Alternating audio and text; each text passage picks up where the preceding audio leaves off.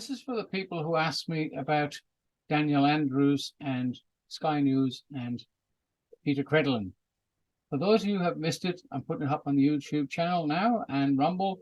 It'll be in part 1 and part 2 because it's an hour long, so we'll just divide it up into 2.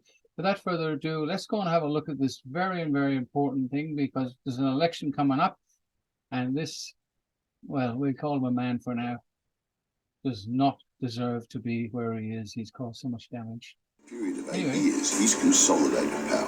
Whether it's red shirts, whether it's hotel quarantine, it is just so bad. It's almost like there's a cult of Dan Andrews. People don't speak up because their pre-selections are under threat. It's undemocratic, it's unfair. I don't think we've ever been in a worse position. Crossing Daniel Andrews will completely change your life. If you're down, he'll kick you to keep you down. What happens to Victoria if Daniel Andrews is returned?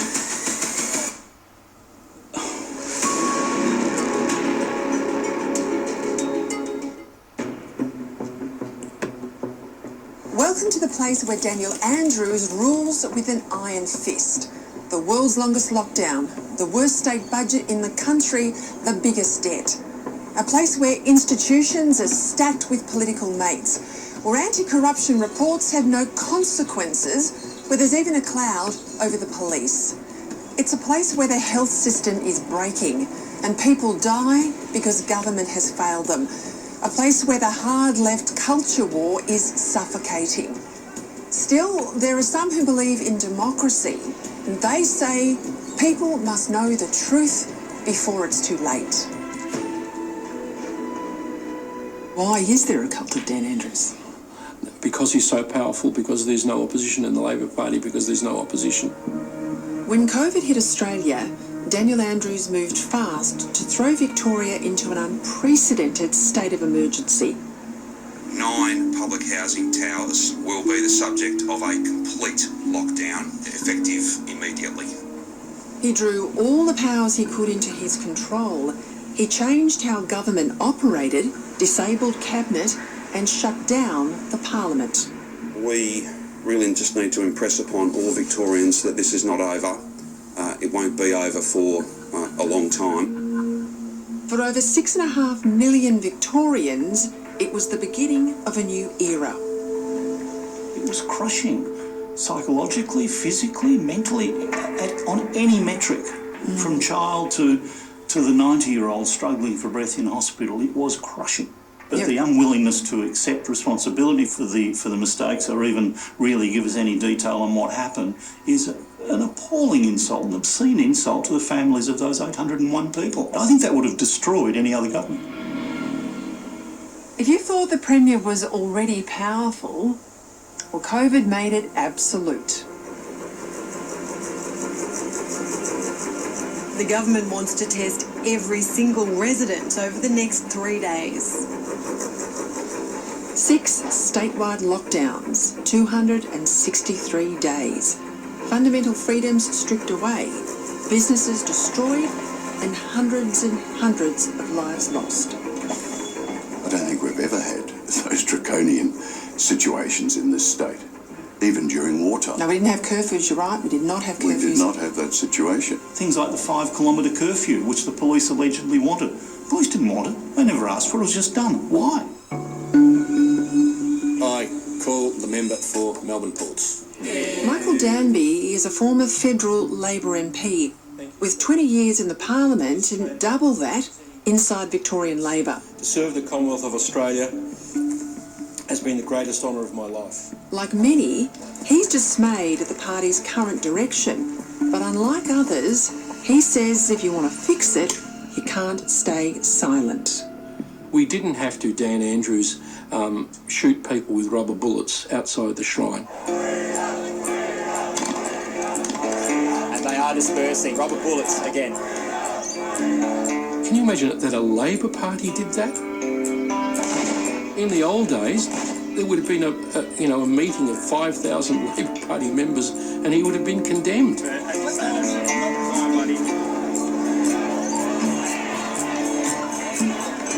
I've not seen a worse government, I don't reckon. I've been 50 years in journalism. Haven't seen a worse government. Mornings on 3AW. There is, you may be aware, an election close. Neil Mitchell's the king of Melbourne's airwaves. He spent a lifetime holding politicians from all sides to account. The Premier, this is an official statement from the Premier, has called a press conference for 11 a.m. He loves a press conference. Doesn't love questions, he loves a press conference. But when it comes to the Premier, he hasn't had the chance because Andrews has refused to front for over 5 years. I don't think he likes me, Peter. I don't think he likes me. Is he scared of the scrutiny? Oh, it's hard to believe he'd be scared of the scrutiny. It's hard to believe he would not have the confidence to take on some idiot behind a desk. He'd rather run a social media outlet that avoids all questions. He's ruthless. Oh, he's ruthless, there's no question. He's ruthless and he's very clever. As we started making calls for this documentary, a whistleblower came forward. She was sincere, raw. We spoke for over 3 hours. Incredibly, she's a former Labor minister. But so scared is she, Daniel Andrews can destroy her. Even though she's left the Parliament, we've had to conceal her identity. Crossing Daniel Andrews will completely change your life. If you publicly cross him, and I don't mean in the media, but publicly in front of colleagues, then you'll be singled out, and in fact, the punishment can extend beyond life in politics. There's a well-known place for people who cross Daniel Andrews. Well, there's a thing they call Dan's freezer, and you get put in the freezer if you stand up to him. What he'll do is he'll mark somebody out who's disagreed with him, and he'll step in and he'll throw the first punch, if you like. Then he'll stand back. And that's the signal for everybody else to come in and finish off the job. He's a very powerful individual in this state, and there are plenty of people that have been sidelined or put under the bus. He says he's a champion for women. He'll stand there in the firing line and do all that. But then he treats women appallingly behind closed doors. And if you're down, he'll kick you to keep you down. The night I was elected to Parliament in November 2018 was one of the happiest days of my life. Our whistleblower ex-minister isn't alone. Pointing, laughing, mocking. When Kshalia Vaghela first joined the Parliament, she was a member of Labor's Socialist Left, the same faction as Daniel Andrews. But my happiness was short-lived as a systematic bullying campaign soon began against me. To better serve her constituents, she says, Vaghela moves to another faction. And that's when Andrews sent in his henchmen. I was verbally assaulted and stood over at the ALP state conference.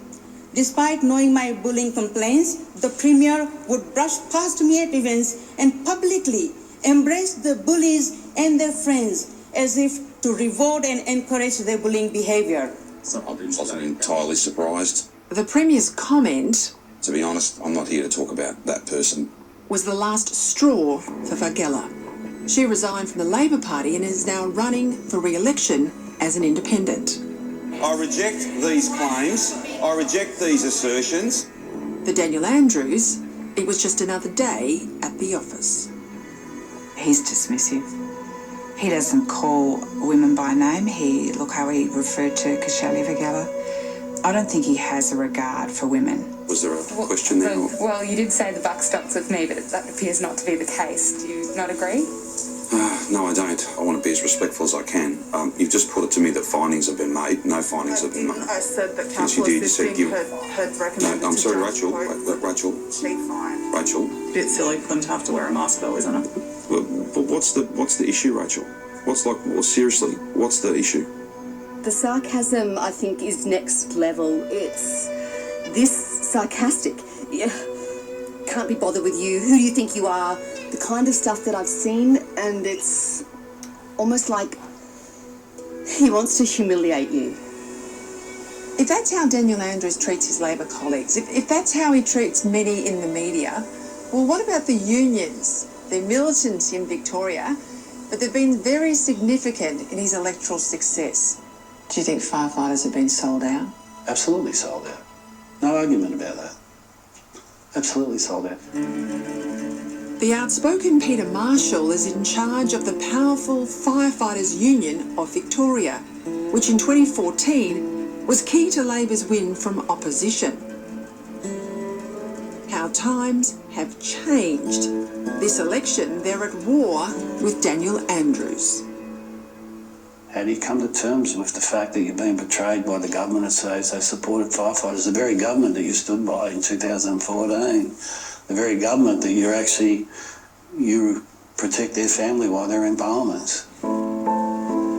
It's been proven that firefighters contract cancer more often than the general population because of the toxic chemicals they absorb through their skin while fighting fires.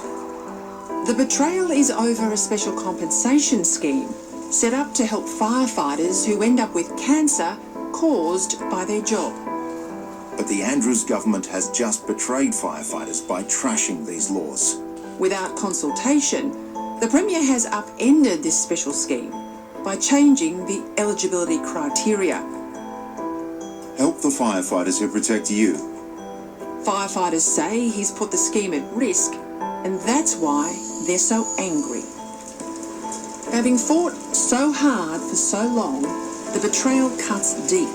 But firefighters are not taking it lying down. Instead, they're playing the Premier at his own game. Every time I enter a house fire to save life and property, these toxins leach into my skin. Over my career, they've given me cancer. How hard was it for you to go public? It's difficult. Yeah. Not easy, is it? It was a difficult decision. However, I'm certainly passionate. This is not just about me. This is about firefighters across the state. So they shouldn't have to be in a position where they're going to have to battle an insurance company for a cancer that is related to the work they do. I'm asking Premier Andrews to reverse these changes to protect sick firefighters.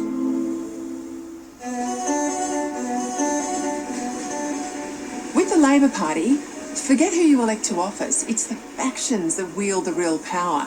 In Canberra, the factions choose who sits in the Prime Minister's cabinet. Not Anthony Albanese, the factions choose. In Victoria, stitching together factional deals is how Daniel Andrews operates. Firefighters face adversity every day. And one thing I don't like is trying to be stood over by a politician to begin with, by anyone. You have to ask the question which I've asked and I'm still struggling with. Why did you do this? Was it a factional deal? Do you think Daniel Andrews is the sort of guy that would do a factional deal, but... Oh, look, this is a factional deal. Let's cut the rubbish. This is some payback to someone else in his faction. It just doesn't add up. So that means the blood price is firefighters? Absolutely. I think the Labor Party has been transformed by him into a sort of a personal fiefdom. It's almost out of Animal Farm. You know, you really can't recognise the Labor Party of the past from the one that's currently there now. If Bob Hawke was back in his Victorian seat of wills, would he recognise Victorian Labor today? It's unrecognisable. He wouldn't recognise it. And there are lots of people who feel the same way, particularly at a federal Labor level, but they're not in a position to be able to do anything about it. In Victoria, there was a saying, the only thing Daniel Andrews didn't control was the Labor Party. For years, he'd been a factional warrior of the socialist left. To get ahead, he knew he had to get runs on the board for his faction. But standing in his way wasn't the Liberal Party. It was more personal than that. It was his own side. It was the right faction of Labor and their power broker, Adam Somyurek. Just after 9 a.m. this morning, I met with Adam Somyurek and I informed him that I would be writing to the Governor to terminate his commission as a minister, to essentially sack him from my ministry. Adam Somyurek from the factional right has been butting heads with Andrews from the left for years. No one considered him to be a leadership material. He just got there because of a factional deal stitched up on the organisational wing. Inside Victorian Labor, Somyurek often stood in Andrews' way until he was caught red-handed in a sting that wiped him out and concentrated even more power in the hands of the Premier. But the way I see it working now is that you're going to do the grunt work. These pictures were the undoing of Somyurek. They allege the orchestrated use of taxpayer staff to do factional work for Labor.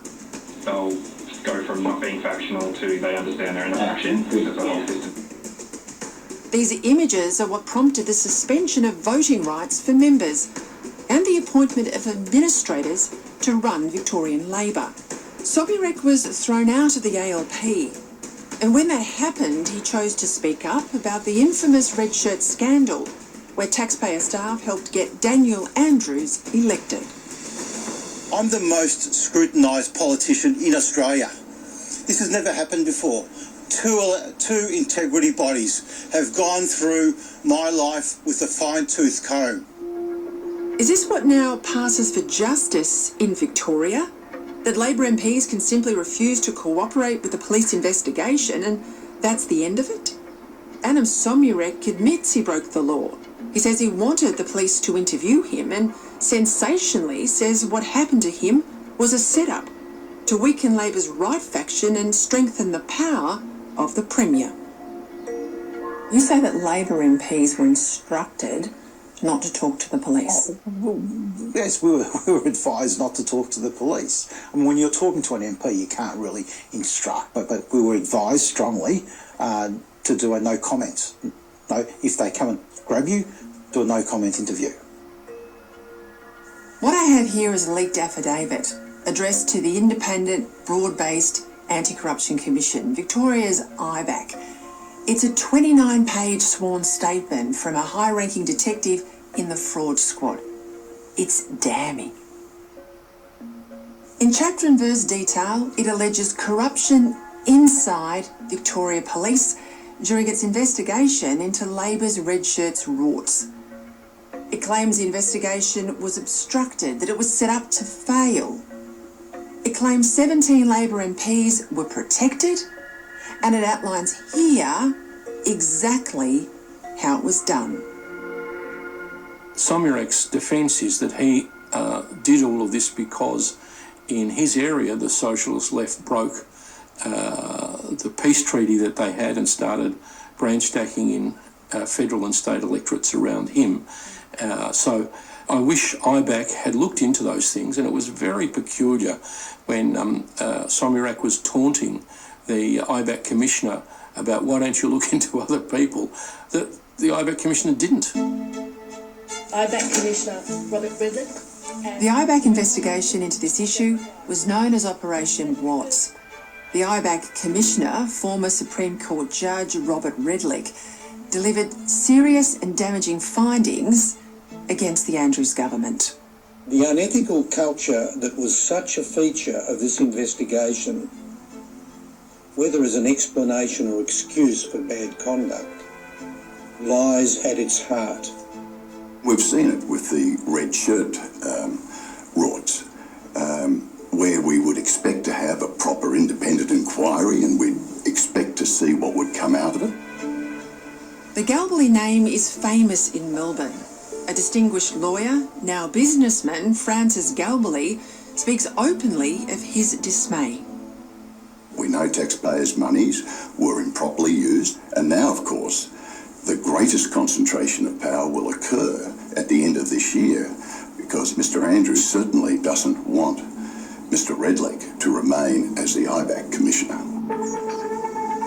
But as bad as the political scandals might be, it's the ambulance crisis and a broken health system that's dominating headlines in Victoria. Former nurse Georgie Crozier is the Liberal Shadow Health Minister. So people are sick, they're needing an ambulance, so they ring 000. They can't get through to 000. When they get an ambulance, the ambulance can't get the patient unloaded into the emergency department because they haven't got a bed in the hospital. So you've got problems right through the system. And that's the critical point here, because far too many people have died. My dad Alfred died on our front lawn after our desperate calls to 000 went unanswered. The fact that we couldn't get any help was unbelievable. Alfred Edwards was one of 33 people to have died as a result of Victoria's 000 crisis. Men, women, children, even babies. An ambulance was called, and that ambulance never came, or if it did, it was too late. A recent report by Emergency Management Victoria proves just how much the system is failing Victorians. Ambulance response times for Code 1 emergencies, so the most critical of all, are now worse after 8 years of this Labor government than they were before Daniel Andrews was elected. Heaven help you, quite literally, if you or someone you love needs to call 000. He's not only been Health Minister, but he's been the Premier, so he's been in charge. It just beggars belief what is happening at a ministerial level, at a department level, and in the Premier's own office, why these warnings were ignored. Having been elected on a promise to fix the ambulance crisis, this isn't the only broken health promise from Daniel Andrews. Early in the pandemic, 4,000 extra ICU beds were announced. And now we're going to fund another 4,000 intensive care beds, taking us to a total of 4,500. 18 months later, The notion that we're going to have 4,000 beds down at, a warehouse somewhere, turn the exhibition buildings into an ICU unit, and then have a nurse at the foot of each of those beds practising hospital corners. No, that's not how it works. Those 4,000 beds didn't eventuate, so to say flippantly, 4,000 intensive care beds, and then I might add, he denied that he ever said it, but it's there on tape. Oh, it's heartbreaking. It's heartbreaking, and the ambulance crisis in particular. They've been working for 10 years to fix something, to fix the phone system in 10 years. I mean, you can build a rocket to the moon in 10 years, but we can't fix the 000 system.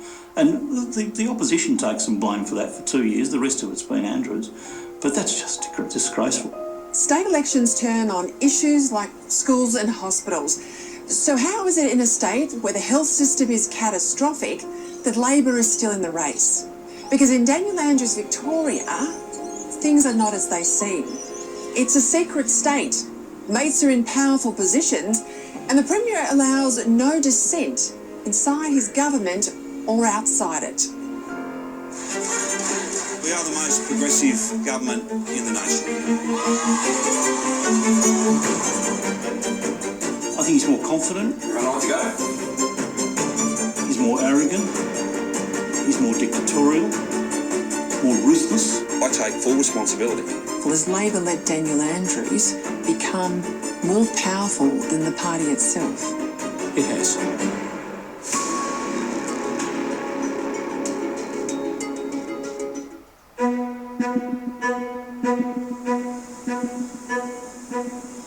If there's one thing I've learned after almost 2 decades in the backroom of politics, it's respect your opponent. Never underestimate them.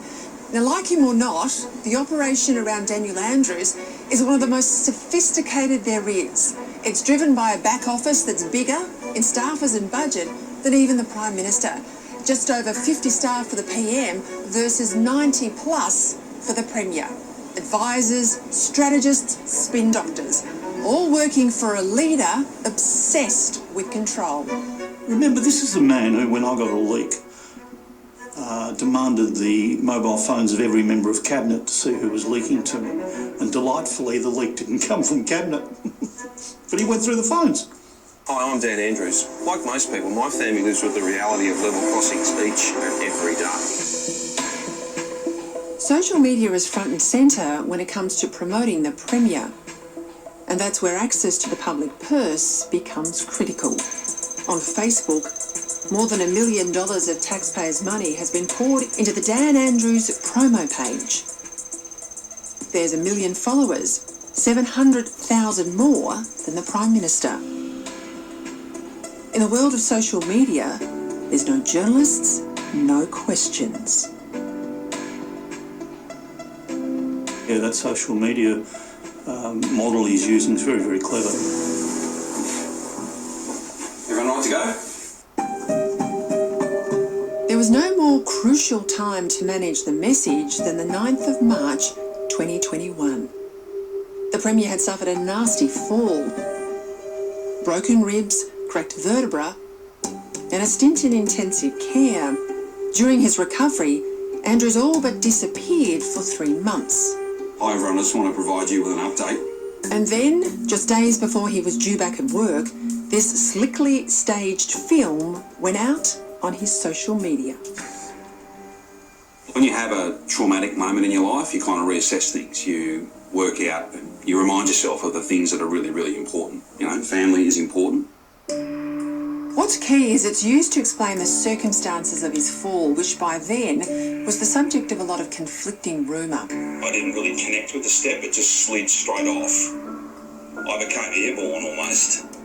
In political strategy, it's the sort of device you use to cut off questions when the politician's back in front of the journalist pack. Sorry, says the politician, I've already dealt with that. It was awful because you were going blue and we were looking at each other and I was thinking, you're going to die here in Sorrento. Let's give Daniel Andrews and his wife the benefit of the doubt that she, in her own words, thought he was going to die. So why no lights or sirens for the Premier's ambulance? You fracture your vertebrae, like anyone who's had a serious back injury knows how painful it is and how long the recovery is. On the day of his fall, Daniel Andrews tweeted that he'd slipped on some stairs, but a photo of the holiday house where he fell shows no stairs, just 2 steps. And in their statement, that's what Ambulance Victoria called them, steps. 3 months later, in his comeback video, Andrews changes his tune. I didn't really connect with the step, it just slid straight off. I became airborne almost. None of this adds up. It's also carefully staged managed. These explanations raise more questions than they answer. He's got one of the most sophisticated social media engine rooms that I've ever seen in politics. That's part of his success, isn't it? Oh yeah, that social media model he's using is very, very clever, and it's a bit hard to get a serious debate or a serious question going in a handful of characters, but that's what he wants. It just gets a message out. It's embraced, it's spread, no analysis. But there are some stories the Premier can't spin his way out of.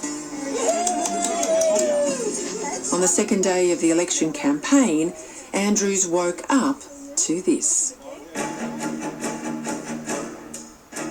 So here we are, you know, quite a number of years down the track, trying to get the truth out there. Peter Muleman is talking about the time his son Ryan was critically injured after the bike he was riding collided with Daniel Andrews' taxpayer car on the Mornington Peninsula. His wife Catherine said she was driving at the time. The young cyclist hit our car with such force that it was a miracle that he wasn't more seriously injured. It was horrible, it was frightening. You know, the kids were in the back, they were crying, we were all covered in glass. I got punctured lung, ruptured spleen, broken ribs, and I was internally bleeding. Ryan, who was 15 when the accident occurred in January 2013, claims the Andrews car was speeding. The Premier and his wife say it was the other way around. It was the young cyclist's fault, he hit our car. You know, we're grateful that the police decided not to charge him. You know, I'm just grateful, and my wife is very grateful that he wasn't more seriously injured. Daniel Andrews has always maintained that Ryan, riding a girl's push bike, T-boned his car. But these just released pictures clearly show the impact was near the front of the vehicle. And even though you can see the shattered windscreen on the driver's side from the force of the impact, well, Andrew still drove the car away from the crash site, returning sometime later. Was that safe? Was it legal? Could vital evidence have been compromised? And then there's also this. The police failed to breathalyse Catherine Andrews at the scene of the accident. Victoria Police later said they simply mucked up. Ryan Muleman has now got himself a lawyer. So if getting the truth out there can help somewhat to get my son's life back on track, then that's what we're here for. I've canvassed these matters in great detail, and I've got no further comment to make. The Premier was in full shutdown mode. I can only refer you to my earlier answer. 17 questions and 4 minutes later, the answer was still the same. Which is why I've got no further comment to make. You've known him a long time. How has he changed? Oh, he's become a lot surer of himself. Has Labor let him get too powerful? Has Labor let Daniel Andrews become more powerful than the party itself? It has, yeah. And that's something backed from Canberra, where all of his plans in state and federal pre-selections are backed by the National Executive. Daniel Andrews has never had a life outside of politics. After university, he entered the party machine, becoming Victorian Labor's Assistant Secretary. An ambitious man in the back room, he was always determined to get into Parliament, and he did, winning the seat of Mulgrave in 2002. 5 years later, on the front bench as Health Minister. Then, after Labor lost office in 2010, Andrews was handed the top job as Opposition Leader. Who is Daniel Andrews? Do you reckon we know who the man is? No, I thought I knew him because he was always knocking on the door during opposition, and I spent a lot of time with him. I thought I knew him. I've got a lot of close friends who thought they knew him, but it's a different man now. We don't know. November 2014 was when the cult of Daniel Andrews took centre stage. And to be able to do it with my best friend has been so special. Kath, thank you so much. In his first election test as leader, he brought the party back into power. It was a narrow win, but having beaten a one-term Liberal government, the unlikely Andrews was a hero. I think he's more confident, he's more arrogant, he's more dictatorial, he's more successful, more determined, more ruthless. All these things I didn't see in opposition, but maybe they were there, they were just waiting to come out. Maybe he was just playing opposition leader, which a lot of people do. 4 years later, in 2018, Andrews faced a first-time opposition leader in Liberal Matthew Guy, and he increased his majority, something few governments ever do. Friends, we are the most progressive government in the nation. The Premier was on a high. He'd not only been re-elected, but picked up a swag of seats, 11 in all. We are the most progressive state in the nation. Now safely a majority government, Andrews unleashed his woke crusade, allowing people to change the gender on their birth certificate, no medical assessment required, every 12 months. Words like pregnant woman replaced by birthing parent, street prostitution legalised, and much more. Is he remaking the Labor Party around Australia in his hard left image? I'm afraid he is, but I think that's also due to the widespread adoption of sort of what I would call that anti-worker woke ideology. So why has Daniel Andrews taken Labor so hard to the hard left? Well, the hard left Greens are a threat to Daniel Andrews, and so he changed his mind after the Northcote by-election that was won by the Greens. And think of what he said. He said no injecting rooms when the injecting room got up and running. Well, there is heroin and ice, there are drug deals. What does it say about this government that just continually to lie to the Victorian public? I mean, this is about politics. It's not about what's right for the community and what needs to be done. Most political leaders, if they're any good, have someone in their ranks prepared to stand up to them, to tell them what they don't want to hear, but invariably need to be told. Do not enough people stand up to him? Probably not enough people stand up to him. He can be a political bully when he wants to, within his own party, within the media. Within the media, he tends to either seduce or intimidate, but then that's not new to politics. But he's a very good...